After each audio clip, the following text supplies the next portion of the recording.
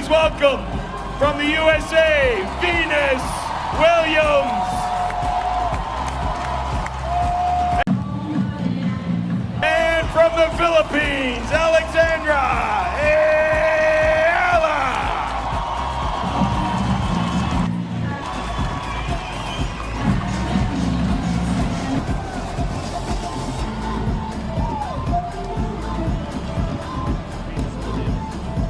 Kamulat World, tapos na ang laban. Pero hindi ang usapan tungkol kina Alexandra Ayala at Venus Williams.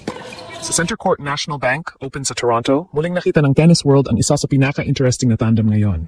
Ang 21-year-old Filipina sensation na si Alexandra Ayala at ang 46-year-old tennis legend na si Venus Williams.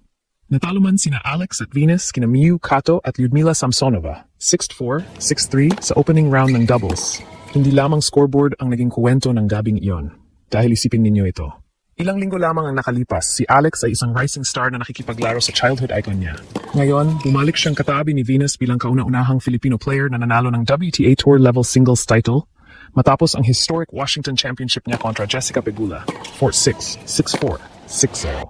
Ibang Alex na ito. Mas kilala, mas respetado, at mas marami ng mata ang nakatutok sa kanya. Kaya habang kumakalat online ang clips at images ni na Alex at Venus na magkasama sa Toronto, napakalakas ng symbolism ng eksena. Sa isang side, isang 14-time Grand Slam doubles champion. Sa kabilang side, isang Filipina na kasalukuyang gumagawa ng sarili niyang kasaysayan. Hindi sila nanalo sa Toronto Doubles Opener. Pero para sa Philippine tennis, napakalaki pa rin ng eksenang iyon. Dahil minsan, hindi lamang trophies ang sukatan kung gaano kalayo na ang narating ng isang atleta. Minsan, sapat na makita kung sino na ang katabi niya. At ngayon, katabi ni Alex ang isang Venus Williams, hindi bilang fan, kundi bilang kapwa professional tennis star. Kung scoreboard lamang ang pagbabasehan natin, mabilis sabihin ang nangyari. Miyu Kato at Lyudmila Samsonova defeated Alexandra Ayala at Venus Williams 6-4, 6-3. Straight sets. Opening round exit para sa Ayala-Williams tandem sa National Bank Open sa Toronto. Pero kung iyon lamang ang makikita natin sa laban, napakalaking bahagi ng story ang mamimiss natin. Dahil ang tunay na fascinating dito ay kung paano nagbago ang image ni Alex mula nung unang beses niyang naging partner si Venus Williams. Nitong June sa Bad Homburg, unang nagsama ang dalawa bilang doubles partners. At hindi sila basta nagpakita lamang. Nanalo sina Alex at Venus laban kina Alexandra Osborne at Catherine Harrison, 6-3, 6-4 para makapasok sa quarterfinals. Sa quarterfinals, doon natapos ang kanilang run. Official WTA records list Ayala and Williams as Bad Homburg quarterfinalists, habang ang kanilang first-round victory ang unang official win nila bilang tandem. Noong panahong iyon, malaking story na agad iyon. Bakit? Dahil hindi ordinaryong pangalan ng Venus Williams. Si Venus ay may 22 WTA doubles titles, kabilang ang 14 Grand Slam Women's Doubles Championships, kasama ang kanyang kapatid na si Serena Williams. 3 Olympic doubles gold medals din ang kanilang napanalunan. Imagine ang eksena para kay Alex. Isang Filipina na minsang nanonood lamang sa pinakamalalaking pangalan ng tennis. Ngayon, nakikipag-usap kay Venus sa pagitan ng points, nagsiserve kasama niya, nagpo-position sa net kasama niya at pinag-usapan nila kung paano atakihin ang kabilang team. Pero fast forward tayo sa Toronto. Nagbago na ang status ni Alex. Hindi na siya simpleng promising youngster na ipinapares sa legend dahil magandang story iyon.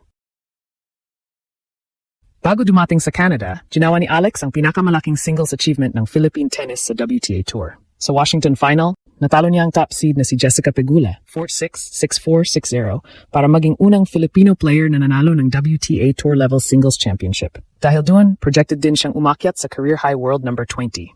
Kaya tingnan ninyo kung gaano kalaki ang difference. Bad Homburg, Alex, rising star. Toronto, WTA champion, history maker, top-level contender. At bago pa man ang doubles match nila ni Venus, ipinakita na ni Alex na hindi siya pumunta sa Toronto para lamang sa celebrity pairing. Sa singles, tinalo niya si Alicia Parks sa 3 sets at nagpatuloy ang momentum niya matapos ang Washington title. Kaya nang lumabas siya muli para makipag-partner kay Venus Williams, hindi na lamang Venus and the Young Filipina ang dating ng tandem. Para sa maraming Filipino fans, parang dalawang stars na talaga ang nakikita. Isang legend ng nakaraang generation at isang bagong global attraction mula sa Pilipinas. Makikita rin sa online tennis discussions kung gaano kalaking attention ang nakuha ng reunion. Nang inanunsyo ang Toronto partnership, may fans agad na nagsabing bumili sila ng tickets para mapanood ang tandem, habang ang iba ay nagkomento tungkol sa napakalaking star power na dinadala ng combination ni Venus at Alex sa tournament. At yun ang pinaka-importanteng punto. Hindi kailangang manalo ni Alex sa bawat match para mapatunayan na lumalaki ang stature niya.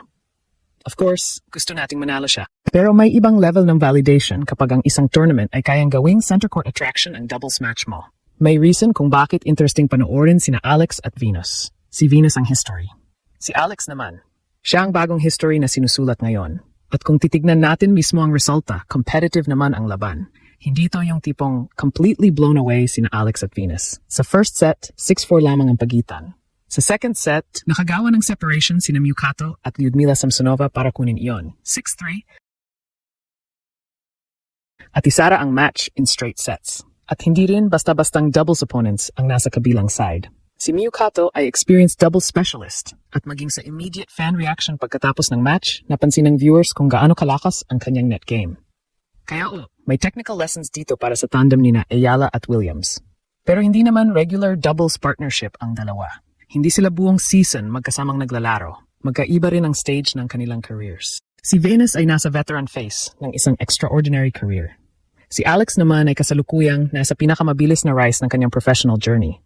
At iyon mismo ang dahilan kung bakit fascinating silang panoorin.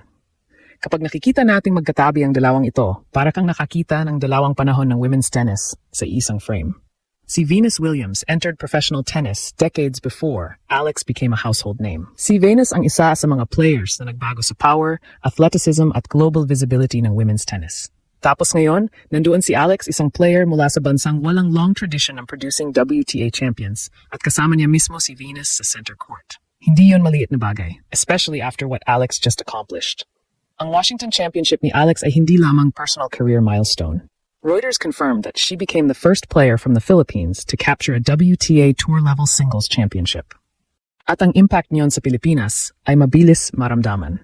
The Guardian reported that Alex's breakthrough sparked even greater tennis interest in the Philippines, with courts and tennis programs seeing increased demand as the country celebrated its new champion. Ito ang bigger picture ng Ayala-Venus partnership. Kapag may batang Pilipino ngayon na nakakakita kay Alex na katabi ni Venus Williams, iba na ang meaning. Hindi na ito yung wow, nakalaro ng Pilipina ang isang legend. Ang dating ngayon ay, may Pilipina na palang kabilang sa ganitong stage. Napakalaking psychological difference niyan. At sabihin natin ang isang bagay na kitang-kita na rin sa reactions online. May star power si Alex. Nang lumabas ang balitang babalik ang Ayala-Williams tandem sa Toronto, maraming tennis fans ang agad nag-react tungkol sa ticket demand at excitement surrounding the night session. May isang fan pa sa discussion ang nagsabing bumili siya ng ticket specifically para mapanood sila. That tells you something. Hindi lang performance ang product sa professional sports. Star presence matters. Story matters. Connection matters. At Alex currently has all three. May performance siyang mapanghawakan dahil WTA champion na siya. May incredible story siya bilang first Filipino WTA Tour singles champion. At mayroon siyang massive emotional connection sa Filipino community wherever she plays. Kaya kahit natapos sa 6-4, 6-3 ang doubles run nila ni Venus sa Toronto, mahirap tawaging ordinaryong first-round match lang iyon, hindi. Ang mas memorable na image ay maaring yung dalawang players na magkatabi sa court. Venus Williams, isa sa mga babaeng tumulong gumawa ng modern history ng tennis. At Alexandra Ayala, ang Filipina na ngayon ay gumagawa naman ng sariling history. Isang legend at isang bagong champion.